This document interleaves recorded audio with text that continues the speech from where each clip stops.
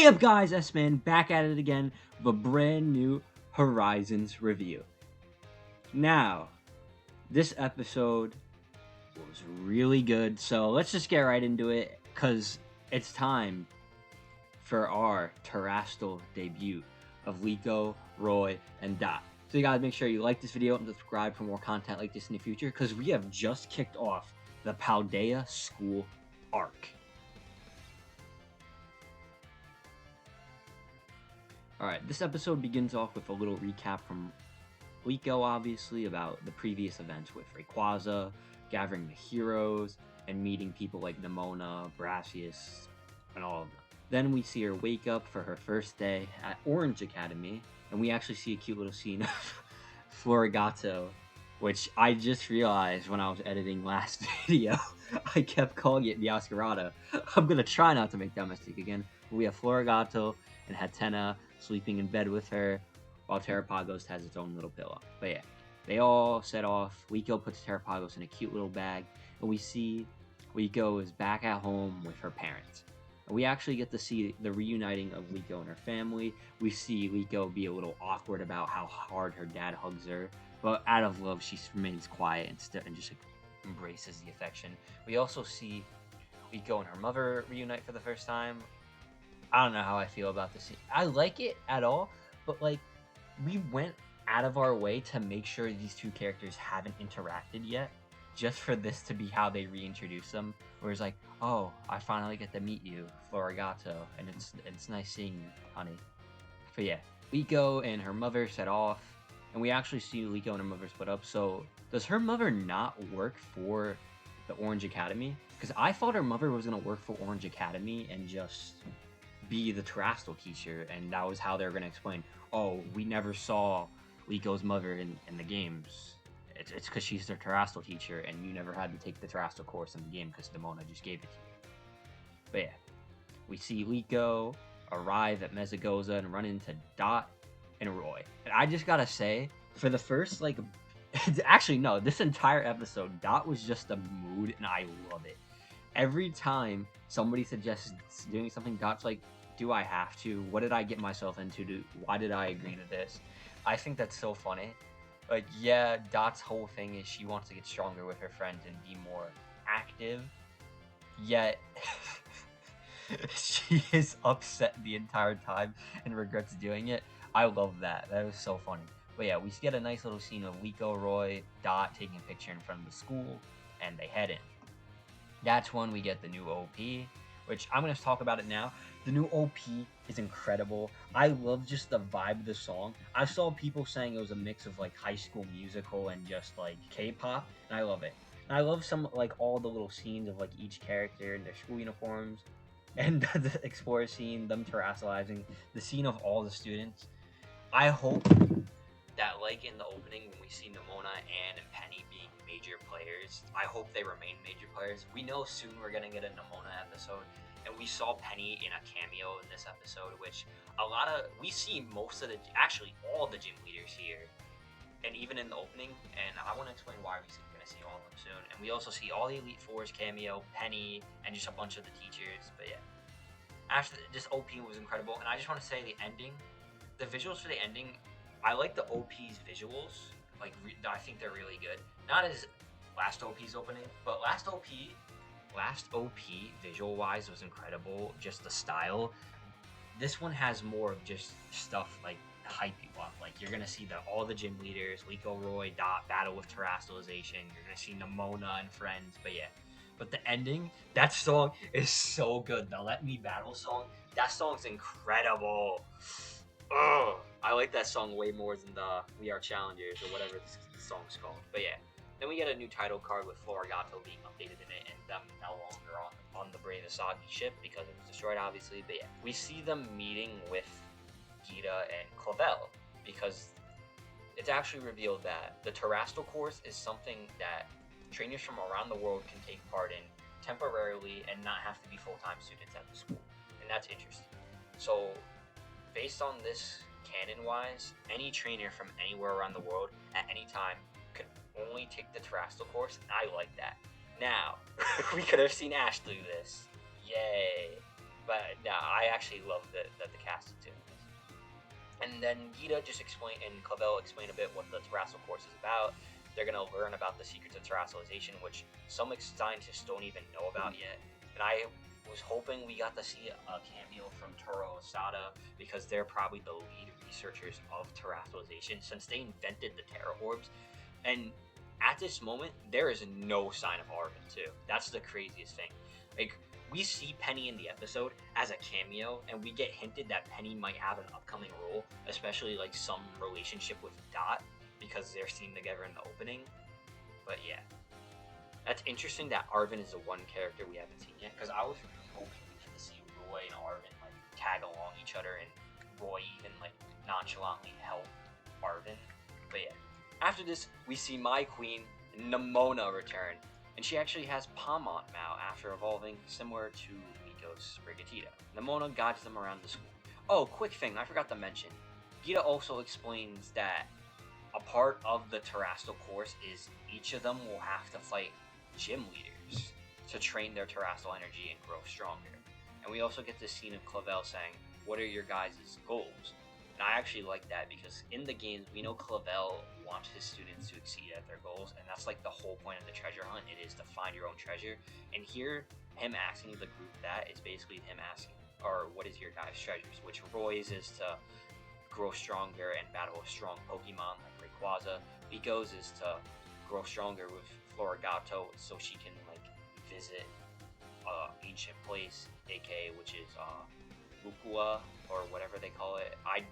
I just assume it's Area 0, and I hope it is Area 0, because if they just go to this random place that's not in Terramondos that isn't in the game, it's going to be weird. And Dots is to explore the mysteries of the Pokemon world, and that fits all of their characters, basically reintroducing their goals. Then Nemona, like I said, gives them a tour of the school, and that's when they actually run into Hassel and Rika, and we actually get a cool scene of them introducing themselves. Now, I love Hassel and Rika. Rika is my favorite. Actually, Rika's not my favorite.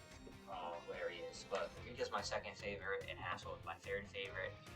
I love these two characters, and I like their like friendship and just their bond. Like, and we even see them like throughout the games. We see them just hanging around a lot, and we even see them here.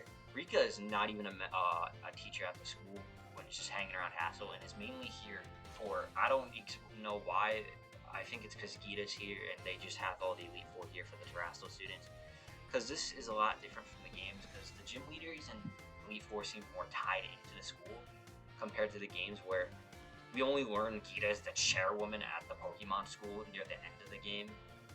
But yeah, and the fact that Penny was also hanging around with the Elite Four makes me seem like this is a post like game, a mixture of, I guess Area 0 hasn't happened yet, but all the stuff with like Penny and like Nemona, like their full stories have already happened, and they're also all working together to help the school. And I guess that the terrestrial expansion of the school and just like the reaching out of all other schools is a step in that direction. We also get a cool scene of Dot fangirling over the two Elite Four members after Roy says, "Are we supposed to know who they are?" after they introduce themselves. And I think that's funny. I also like how Dot was fangirling over Nemona. But my one question is, how come Dot didn't fangirl over Gita? Gita's top champion, and doesn't even introduce herself as this. She introduces herself as the chairwoman of the Pokemon Academy, or the Orange Academy, instead. And Dot doesn't even go, "You're the champion," blah blah blah blah blah. But yeah. Then we get actually a cool scene of Rika and Rico, where Rika says, "Oh, that's interesting that you are here in that uniform. Are you repping your school, basically?" And Rika basically says this. And this also builds up to something Rika says later, which I'll discuss. But yeah, Rika and Liko have this cool little scene. Liko obviously gets flustered, saying, "Oh, I hope, I haven't considered that I'm supposed to be repping my school here, blah blah blah. I'm like all nervous now." But then Liko says with confidence, "I'll be sure to do my best, Rika." Then Nemona, who has now been twice cock-blocked from battling Roy. Once before because Clavel asked them to go on a tour of the school, and now because the bell rings, Nemona doesn't get her battle. But yeah, Liko, Roy, and Dot head to their first class. We learn here that the main teacher for Liko, Roy, and Dot will be Dendra, and her first class begins. She takes them out to the courtyard where she does her little like hand movement thing and has them like stretch it and explains more about the course and mentions that they'll have to fight all the gym leaders, and in order to do that, there have to be one of their Pokemon and both be both physically strong and strong with as a trainer. That's when Jock comes out to saying he's been looking for them, actually gives them the Pokemon School app, tells them that they should look into some Pokemon while they're out. Explains the app a bit, saying that this app will give them their assignments of their gym leaders, along with also keeping track of basic school assignments. He also acts just like in the game, where he asks them to actually encounter as many Pokemon as they can, take pictures, and even interact with them in order to help his research. And then he heads off. And I like seeing Jock. Of course, he's not a villain, as some people may see. He's just a nice guy. He's a goofy guy. And I hope we see more of him. Him and Dendra, I like them both, but I feel like we didn't get enough of them this episode. We got more of Dendra, but Dendra is like less important, so we were able to cover a lot of her character more than Jack, who had a more important role in the actual games, mainly just being a Pokédex guy and standing for the professor, because the professor wasn't a main aspect in the games. But yeah, then we get a scene of Liko and Anne reuniting. Liko introduces Anne to her friends, Roy and Dot, and Anne actually challenges Liko to a battle, now seeing that Duat has evolved and Florigato has evolved. And I kind of think it's funny that Anne just hijacked Dendra's class, but Dendra's down for it. She wants to see the battle, and I think it would be like an interesting teaching moment for Liko and just the other two to watch this battle. But yeah, next up we see the battle, and I think that's really cool. We see that Anne has become more strategic and just has taught Duat a lot of moves that seem like they counter Sprigatito specifically. There is that theory that Anne is an Explorer spy, which there's even evidence in the episode that fits with. But the fact that Duat was using Ice-type moves just makes it interesting. I kind of think Anne was robbed of the victory because Florigato only knows 2 moves, and it's Magical Leaf and Quick Attack. Liko needs to teach it more moves, and I feel like this battle could have been more realistic. But I do like the scene where Florigato is just easily outspeeding Duat, so Anne decides to use the Razor Shell as a boomerang and slice it in the back, and that just froze off Florigato, so then it was able to hit the Ice-type move. But then I like how when Anne goes in for the final blow, Liko decides to limit its attack by just getting rid of the Razor Shell, so he can basically just one-hit KO it. I like that. I like how here it seemed like Anne was trying to be more strategic compared to while Liko was the more just plain stronger one. And I feel like that's kind of averting their original battle, while Liko was trying to be more strategic during then, while Anne was just overpowering her. We also see the Elite Four and Penny watch this battle, and we see Gita eventually join them, and they have a talk about how opening up the school to outsiders and transfer students to learn terrestrialization was a good thing. And as I hinted to earlier, Rika even says to Gita, this will also help them find good challengers for the league. That's when Nemona comes out ready for a battle, and the bell rings yet again. Alright. After that, we get an assembly of Clavel talking to all the Terrasso Core students, and we actually see a lot of cool Pokemon in the background from other regions. We see my boy, Piplup. But yeah. And then Liko, Roy, Dot are heading out, and yet again, Dot is just in a mood where I don't want to sleep outside of the tent. I just love Dot here. I used to hate Dot. Dot has grown on me so much, and this episode just shows it. But then we get introduced to Onyx and Coral, introducing themselves to Clavel and saying they're here to take part of the Terrasso course. And we get this scene was so funny because Onyx walks in and he apologizes, saying that Coral slept in. And then Clavel says, it's okay. But then Onyx was oh no, that's no excuse though. And then introduces himself. He goes to say Onyx, but then he goes Orangiri instead, because they realize they need code names. They can't just go out saying they're explorers. Which Orangiri, I'm pretty sure that means rice ball. When I first watched it, I thought he said Orangairu, like Galili's freaking Japanese name, so I thought that was even funnier. But then he calls Coral Sandwich because Coral's Japanese name is Sango, and I think that's also was really funny. So, because especially Koro dies because of this. Like, she's like straight laughing at her own name, his name. But then Clavel checks the list and says, "You guys aren't on it." Agate shows up, who has actually infiltrated the academy as a teacher, tells Clavel not to worry about it, and she will handle and introduce these two to the school. Then we see Liko, Roy, Dot head out, ready to explore Paldea. And they say they're going to Katie's gym first, as that is Liko's first challenge. Oh yes, I did forget to mention, they were already assigned their first gym leaders to battle, which I do like that we're getting like progress and not just sitting around the school. I also do wish we got like one more episode around the school, especially because of all the characters that were at the school just in this episode. I feel like this could have worked better at a 2-episode format. The first episode, maybe Liko Roy getting introduced to the school, while the second episode ending with the Anne battle, and then one more episode where they're at the school, maybe learning more about terrestrialization and just like interacting with more characters, because I fear Anne and all of them are just gonna disappear, and I really hope that doesn't happen. I hope we see more of Jump, Danger, all of them, because I love these characters, and I love that they're finally getting shine. And just Clavel, I hope he stays around too. Gita in the Elite Four, we know we're gonna see more of, obviously.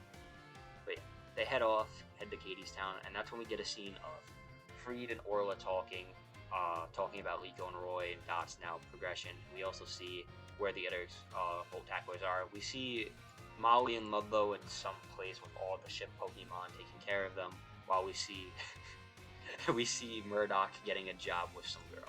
I hope it's at Katie's Bakery and we see Murdoch next episode, but yeah. Then Freed says he leaves the ship to Orla and heads off on his own quest, where he opens a briefcase full of all the ancient Pokeballs and the belt, and says, "I'm gonna look into what I want to." I hope this means Area Zero, because we know Freed wanted to look into that.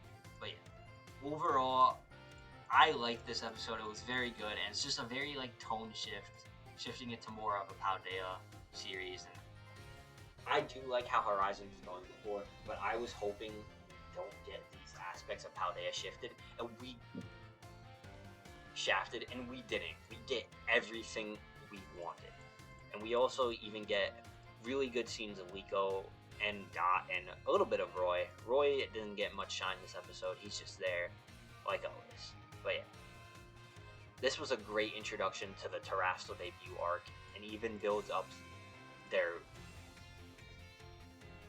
future battles with Brassius and Dot being depressed that she has to fight Iona and a little nervous. We also get a great reintroduction to Anne, Nimona, and just Paldea as a whole, and also build up to what Freed's gonna do, and just the cool mystery of what the explorers are doing here. And I like that Liko, Roy, and Dot weren't idiots and realized that they're explorers doing something. At least Coral and Onyx, I don't know if they recognize Agate, especially because have they interacted with Agate yet? So it would make sense for them not to fully recognize her. But yeah. Also, one quick last thing. I do find it weird that nothing came out of the Iono, like, recording the Rayquaza battle. I kind of thought it would have been way more interesting that the reason the Elite Four and, like, all the teachers have such interest in Liko, Roy, and Dot is if they saw Iono's live stream of the Rayquaza battle. Because, realistically, what was the purpose of Iono recording that battle if it wasn't going to go anywhere, like, here? Like, this would have been the perfect reason. Because, like, why else would every Elite Four member just be at the school? Like, there was no reason for Larry to be there, besides just, like, if Gita asked him to go there with her. But, yeah. Overall, like I said, this episode was great, and I'm going to give it an 8 out of 10. There could have been something better. Like, it could have been a 2-parter. My only thing is they shammed too much episodes, too much into this one episode. We were introduced to probably half of the Paldea cast in this episode alone, with a lot of them not getting proper shine. Like, Penny literally was a background character. Half the Elite Four just show up in one scene, and we see all the gym leaders just like having flashes on a screen. But we'll probably see more of them, obviously. Of at least the ones we haven't seen. Like, we've gotten a lot of Iono and Brassius already, and the Mona just keeps getting shafted from her battle, which I'm happy we're gonna finally see her battles. But yeah, overall, yeah, like I said, 8 out of 10. The Terrestrial debut is just beginning, and I hope you guys continue to watch these videos, like and subscribe, leave a comment about your thoughts on this incredible series, and just, yeah. S-Man, signing off.